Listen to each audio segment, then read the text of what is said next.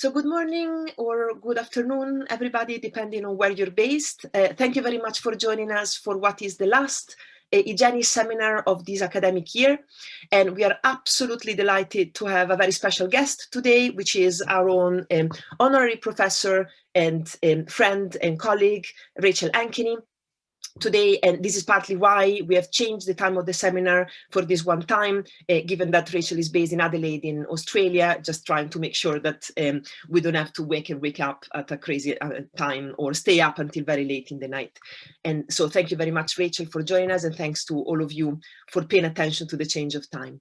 So just spending a few moments to introduce Rachel. It could take a whole hour, of course, to talk about her achievements and the very many ways in which not only her research connects to what we're doing here in Exeter in Egenis, but has been, in fact, supporting, connecting, and strengthening our own research projects over many years now. But for those of you who don't know, Rachel is a professor at the School of History of the University of Adelaide in Australia. She is a prominent scholar in the history and philosophy of science, and particularly in biology, but also the biomedical sciences, and particularly when known for her work on model organisms and experimental organisms within biology, but also for a very innovative work on cases and case reports and what this means for the epistemology of medicine. She also is a prominent scholar in bioethics and science policy, and she has a very active program in food studies ongoing at the University of Adelaide, which also has very strong interrelations with some of the work that's going on in our center and in the affiliated center here in Exeter devoted to food studies and network for food studies.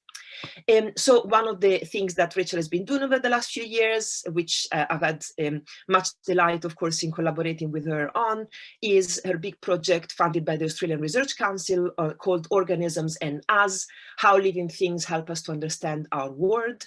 This was a large project devoted to understanding indeed the relationship between organisms and humans as mediated by scientific research, and really expanding the focus of Rachel's work over the last 20 years, which has been more on model organisms.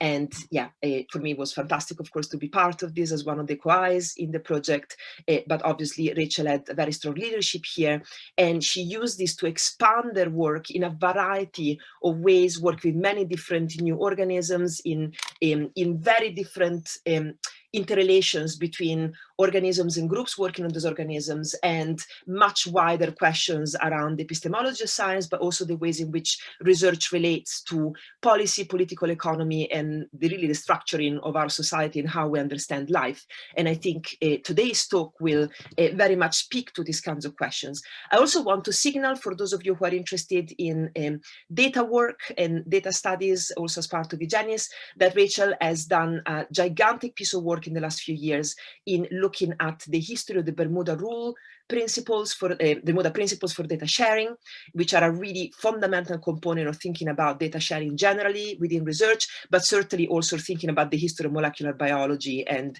its subsequent incarnations in big science and the current international consortia type structure. So if you haven't read that piece of work, I would strongly recommend that you go and read it, because I think it's really foundational to understand many of the current developments in biology.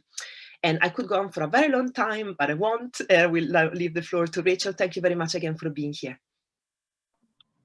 Thank you for the generous introduction. I just want to start by recognizing I'm coming to you from Kaurna land. The Kaurna people are the traditional owners of the Adelaide Plains, and that's what the city of Adelaide sits on, and also all the campuses of the university. And we traditionally acknowledge that land as part of any gathering, and so I like to do that even though I'm the only one presumably sitting on Kaurna land at the moment, but also acknowledge that it has never been ceded. And so we pay respects to elders past, present, and emerging. So many thanks to Sabina and to Hugh for inviting me today, and it's nice to be with you. I wish I were there in person, but virtually is second best. And it's lovely to see faces and names of many, many people that I've worked with, or colleagues at Egenis and more widely at Exeter. Today's talk is about ferrets. And I started this project, this particular thread, before COVID-19, and it's interesting to see It remains very relevant, in fact, more relevant in some ways with the advent of COVID-19, as you'll see in a minute. But it's part, as Sabina said, of the bigger project around looking at different organismal systems and experimental organisms and seeing how it is that they work in practice.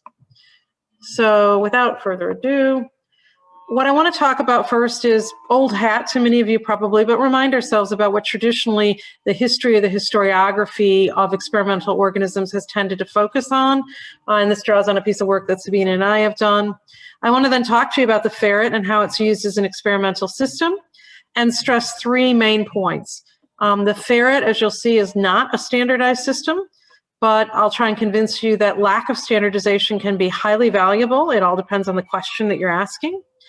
Second, that you can standardize in ways perhaps that are different than the typical ways of standardizing. So there are ways of having standardized experiments, for example, without standardizing organisms. And the ferret gives us an interesting set of examples that surround that. And I want to use all of this then to run the argument that animal models should be viewed as situated.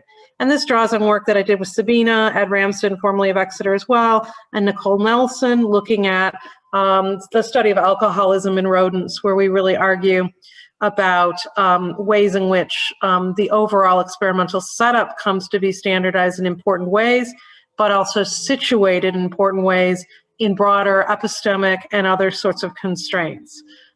In the case of the ferret, we see both epistemic constraints that are placed, but also a very strong community basis for shared standards about what it means to create knowledge using ferrets. And so this is a nice example of a situated model, but also whether they are a plausible model, whether they're applicable to certain kinds of research questions, is always also going to be irretrievably situated in a broader context. And I'll talk a bit about what that context looks like. So this is the old hat that most of you will know. Experimental organisms, for the most part, have tended to be focused heavily on model organisms that Sabina and I have extensively written on, and have a new little book that look at that. And there have also been a lot of examinations of so-called experimental organisms going quite a long ways back.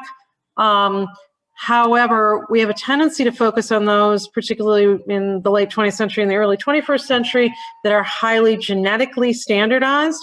And with this comes a focus on standardizing these organisms in genetic terms, often in isolation from their standard environmental or ecological wild conditions.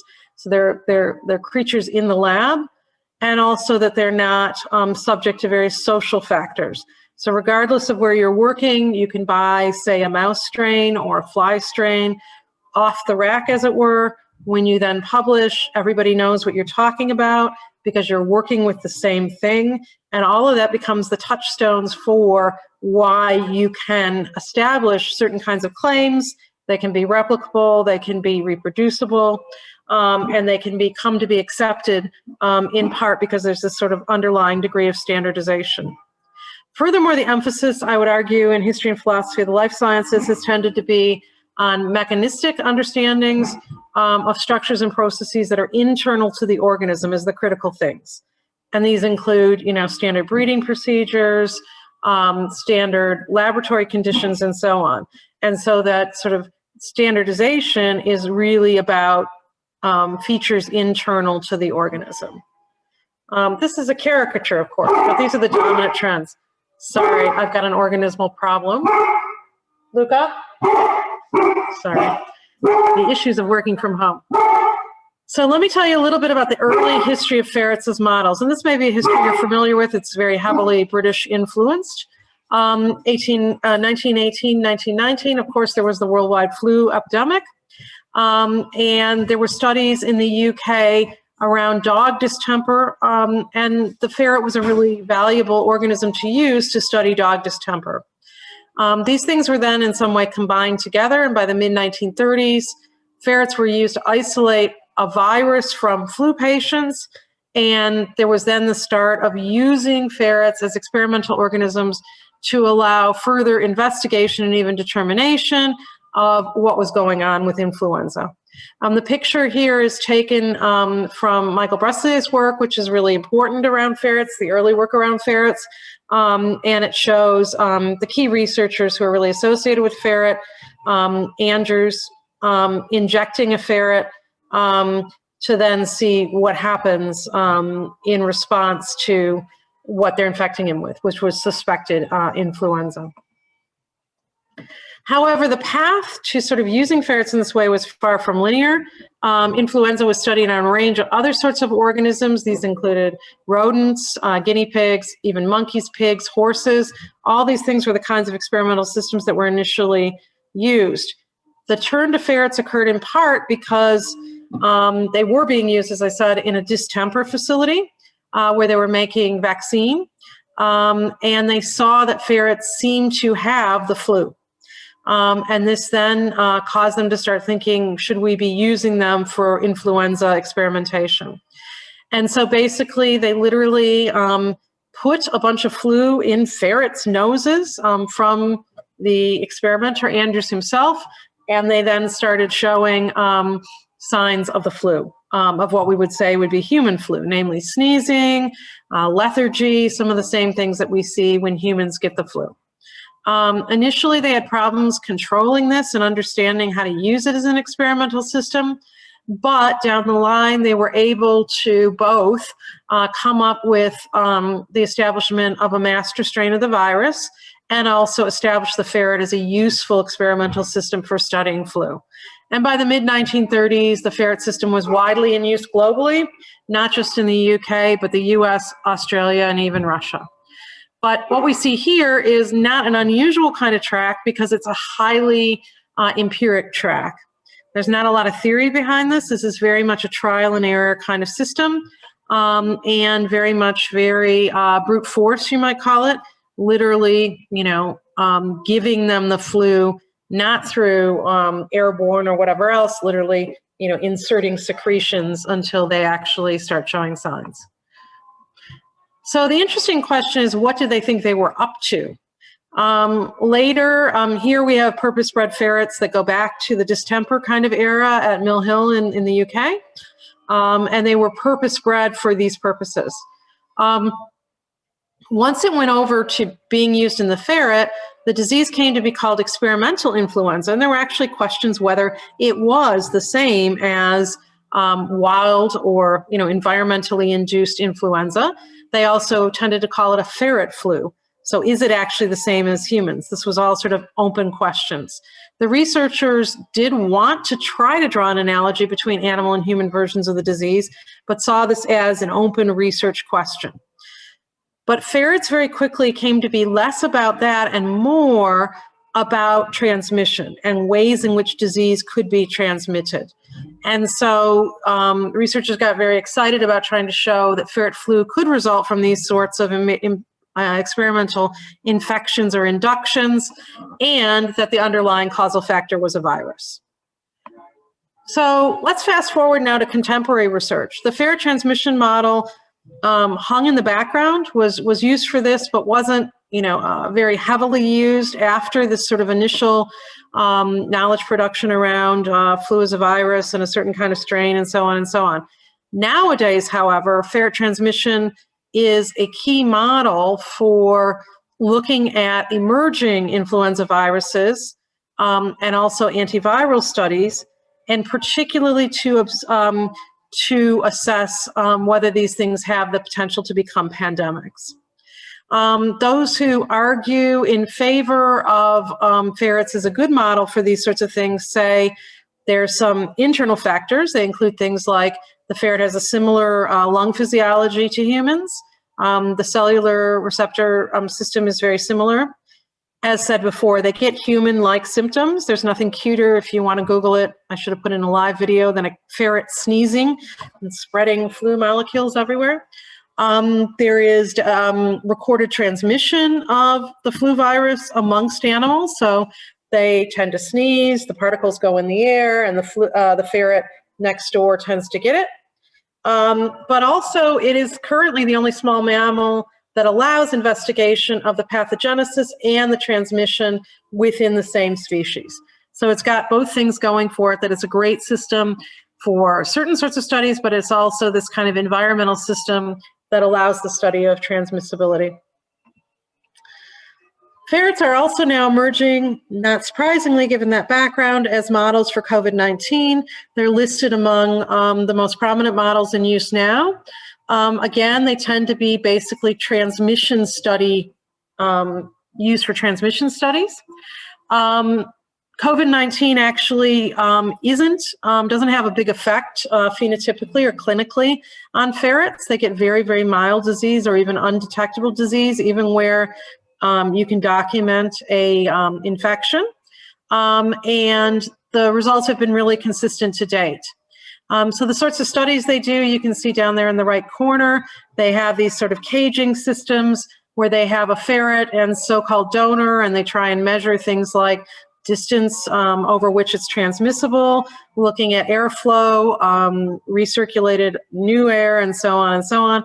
All these very important things to understanding how COVID-19 gets out. And here in Australia, very important, we don't really have community-based COVID, or not much of it.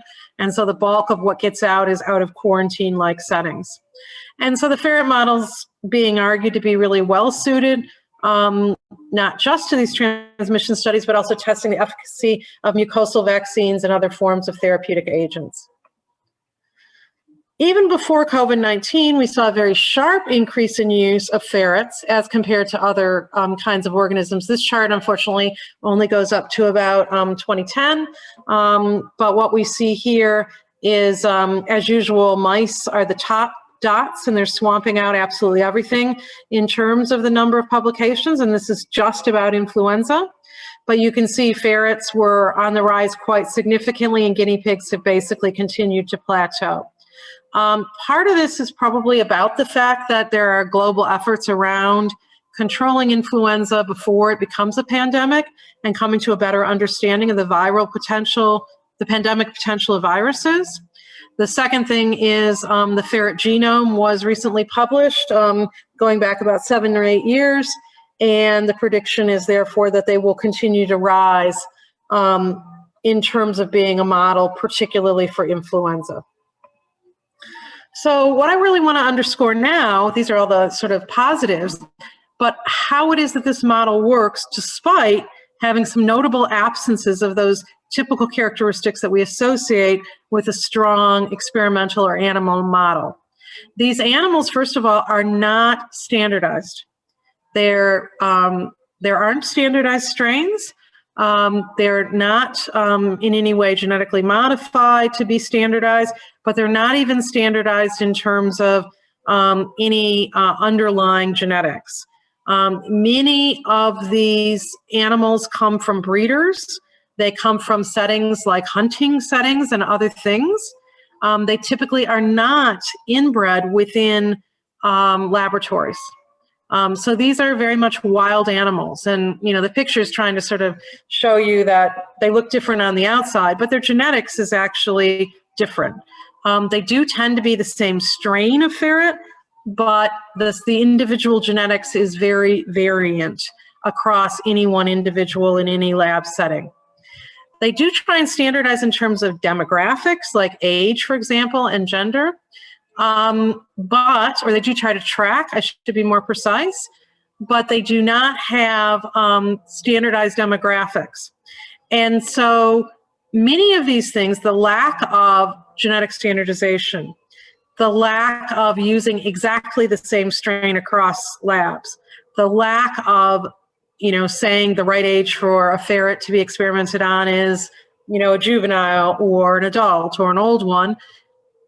All these things are things that ferret researchers think are actually advantages rather than disadvantages.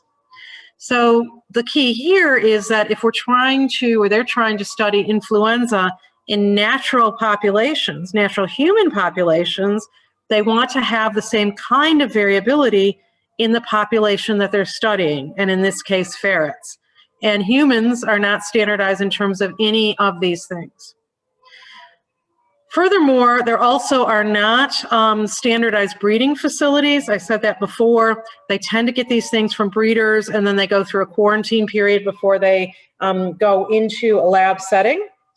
There is no commercially available standardized caging. They tend to be made on an ad hoc basis within the labs that study ferrets.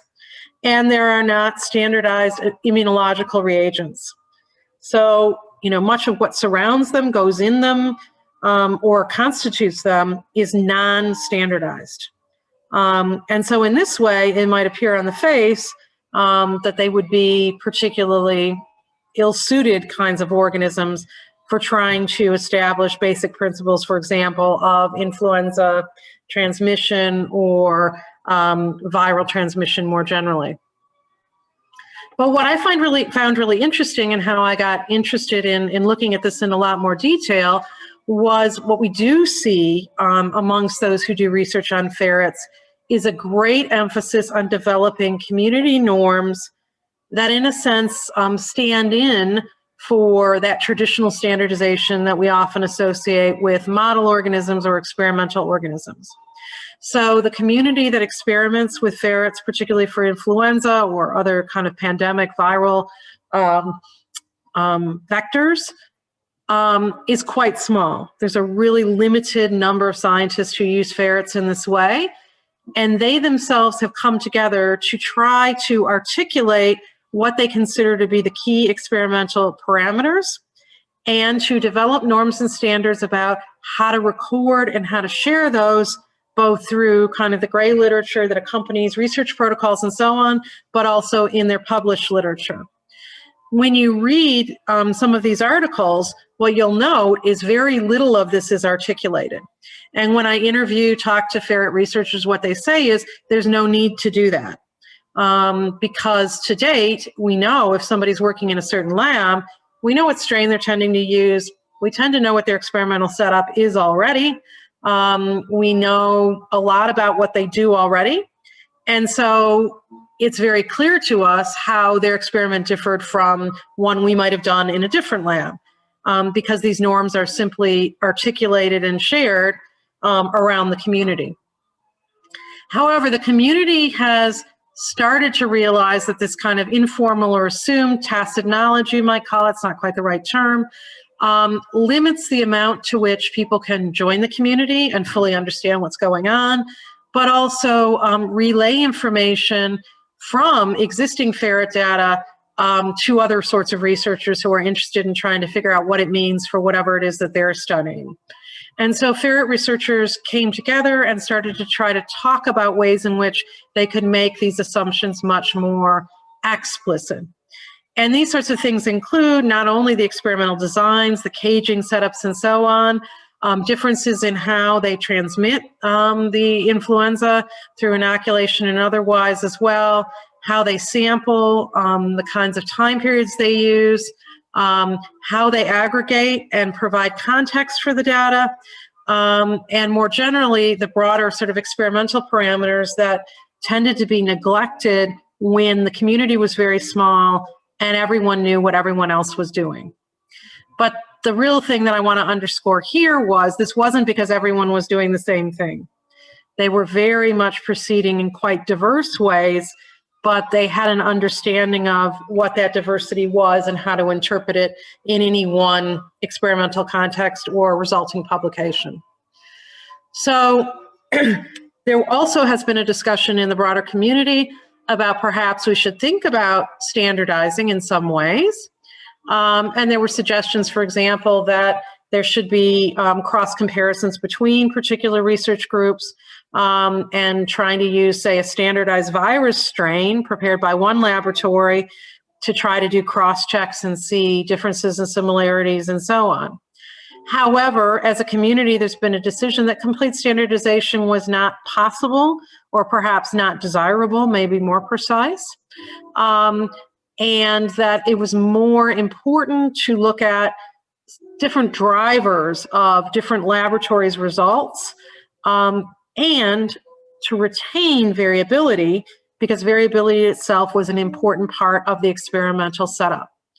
And so there have been attempts to start to do meta-analyses and more disclosure of key parameters and so on, to try to weight up, what's the relative contribution of different variables when you're trying to understand, say, the results of a particular transmission experiment. But there's been a tendency to still rely on a highly variable population and highly variable experimental setups. So I think this is a nice case, another nice case, similar to the one that we saw with alcoholism, some different sort of variations on the theme, where we see that standardization isn't always desired. It's not always an ideal. And in fact, variation can be a very valuable sort of thing, depending on what question you're trying to answer. Furthermore, the ferret model is in its own way quite plastic. It's quite, it differs depending, you see here sort of enrichment that's being given to the ferrets, different ways of seeing how they behave, how they transmit, and so on. And that it's really important, if what you're trying to study is the natural occurrence of influenza, you need a system that best mimics that kind of natural behavior. And to do that means not standardizing the ferret in the way that, say, we typically standardize mice. Furthermore, sort of the variability is also extremely useful when you're trying to look at this complex host environment virus interaction. And if you're trying to model something that's that complex system kind of analysis, you're better off using a non-standardized system such as the ferret represents. The one thing that they do tend to agree on is if you're trying to do much more quantitative analysis around things like risk assessment and so on, you should try to make the studies as uniform as possible if you're trying to actually quantify something in great detail. But that's the one exception to their valuing and privileging of variability. So how do they do this then? What do they do? The other way in which they've tried to standardize is to try to come up with much more standardized ways of measuring. And so rather than standardizing the organism or the environment within which the organism is experimented on, or even start standardizing the infection process or anything else, they've decided to standardize the way in which observations are made. And so, for example, there's a whole set of publications and initiatives to try to come up with more standardized measures for disease severity, for instance. In the past, they used to have a blind observer who didn't know which ferret had been injected or exposed to the virus, and then ranked basically in quite a qualitative way, a kind of responsiveness scale. But different investigators are trying to do different things that they think makes these kinds of measurements more objective, if you will, at least more standardized, using things like video tracking to try to see how lethargic they actually are, or how far does their sneeze actually go, and so on and so on. And here what they're trying to do is to get rid of this idea of a neutral observer and more subjective measures of activity levels, particularly because when you have large numbers of ferrets who are unique individuals that are highly variable, they found that this was really difficult to actually do in practice. And so things like video tracking allow measurements of more standardizable kinds of variables, which they think in turn allows more standardized observations. Still not as standardized as lots of things that you can imagine go on with our typical rodent kinds of laboratory systems, but more standardized than ferret research was in the past. In addition, there's been discussion and agreement around the idea that there needs to be more established measures for how to interpret data that's generated across different kinds of laboratories. And so the community came together in the late 2017, the late 20-teens, and issued a statement about how it thought the experimental parameters should be established and, in a sense, best practices for doing this sort of research. And basically, this includes that publications need to disclose any variables that are either known to or suspected to influence variability in any given experimental setup.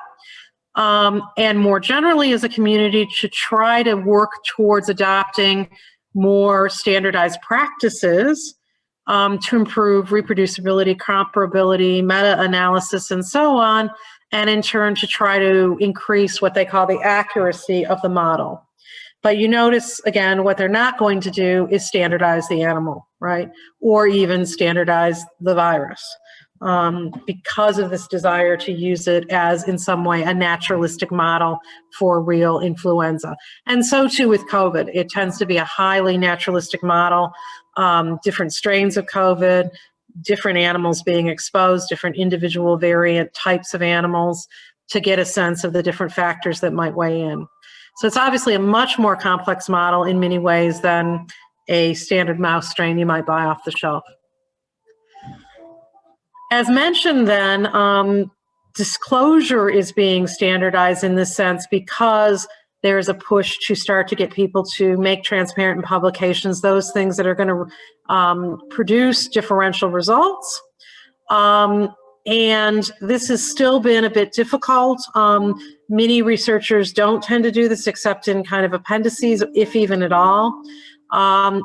Although they know this complicates exchanging findings and comparing findings, and has become more problematic the more labs are using it, and therefore the more diverse kind of these potential variations are.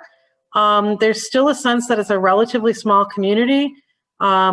You know, interviewing people, they talk about things like, when I review a paper, I know immediately just from how they talk about what they're doing, which lab it is anyway. Blind review is kind of a myth in this community because it's so small. And I don't need to have all that method detail for the most part, unless they're doing something slightly different than normal, because I know how they do their research. And therefore, I can make a judgment about the findings that they've had and other things. And the details aren't necessary. So there's different camps and different pushes and pulls going on here, but a lot of this is starting to come to the fore, particularly with the model being more widespread, including for COVID.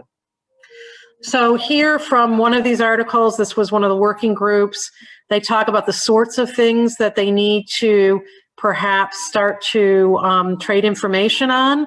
And you can see they're working their way through all the details of things they could standardize and also rating these things in terms of how important it might be to standardize them.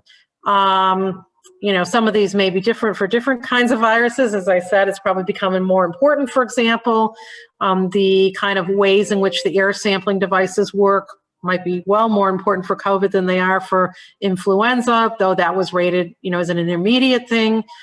Things that are higher would be, for example, harmonization of environmental conditions, making sure you actually have seronegative ferrets to start with. That hasn't always been the case. These are fairly large organisms. You're going to continue to use them if you can for multiple experiments. And yet, you know, this is an issue for assessing reaction to virus if they've already been exposed in prior experiments or in other ways, and so on. So these charts go on for quite a long time. This is just one screenshot of the sorts of things that they care about and why they care about them. So the key here, if you see in the headline, is they want to try to produce uniform, reproducible risk assessment transmission setups. And again, particularly important when you're trying to assess the actual risk of pandemics. So what I want to underscore here, it's already probably been very clear. Initially, the community did not think issues needed to be explicit. They knew what each other was doing. There was just a handful, count on less than 2 hands, the number of experiments that were going on, number of labs that were doing experiments. But as the model starts to become more global, the experiments become more diverse, the organisms become more diverse, the variability, this awareness grew about the need to make explicit a range of kinds of assumptions. And particularly not only transmission, but rates of transmission and estimates of pandemic potential require greater amounts of standardization. If not standardization, at least much more awareness of the types of conditions under which you're eliciting the kinds of information. So just some conclusions, and we've got plenty of time for questions and discussion, which I'm really looking forward to. I need to figure out what to do with this. It's been sitting on a shelf largely because of everything that's been going on. I think that this is a really good example of situated models where we see variability as being highly valuable and explicit rejection of standardization, particularly of the organism, as highly valuable. However, in order to project your experimental results, have validity, have comparability, have reproducibility, you do need some shared norms. And in particular, this community has focused on attempting to make the environmental setups more transparent, if not standard. They're not usually standard still, but at least transparent, and having much more explicit community consensus about the declaration of these methods and ways forward. I think this case is another really good one of animal models as irretrievably situated in a broader context. In this case, these models are irretrievably situated in an epistemic system that values variability and does not see a standardized animal as a norm that's important, but does see certain sorts of things as important standards that need to be declared and about which awareness is necessary, but does not want to give that up in favor of standardization, which would lose some of the important variability they think allows them to develop these richer models of how things like influenza are transmitted and potentially how vaccines and other things can work in these kinds of contexts. Finally, we've made this argument before. It comes from all sorts of places, including Anne-Marie Moll, but we've already made this argument in other places. This kind of situatedness also has a heavy degree of enactment and performance over time. And in this case, what we see is that researchers are, in some detail, enacting and reenacting their own particular experimental setups, but not necessarily transmitting them onward to other settings, because they do not think that's so important. You can't buy ferret cages that are useful for the kinds of things they want to do off the shelf. Even like the COVID one that I showed you, that's a very typical kind of thing. They tend to be ad hoc kinds of things pasted together literally from a whole range of pet cages, old piping, things like this. They don't see that there's ever going to be kind of a market for something standardized, but more importantly, it's not the point of what they're trying to do. What they're trying to do is see in diverse kinds of settings, what are the ways in which we see different kinds of transmission occurring across different sorts of populations and so on. The result, obviously, is very complex data because you're measuring simultaneously a whole range of different variables. But in turn, they think that these sorts of systems are really useful for studying things like, in any given year, which strains should you mix in the flu vaccine, for example, is one thing they use these systems for. I think, in addition, this kind of idea that communities can have standards of performance that don't necessarily rely on notions of explicit exchange of details or standardization is an interesting one. It really points in the direction of much more naturalistic types of experiments in some way that perhaps are hybrid between our usual understandings of what goes on in a lab and perhaps even what goes on in a field or a natural behavior setting.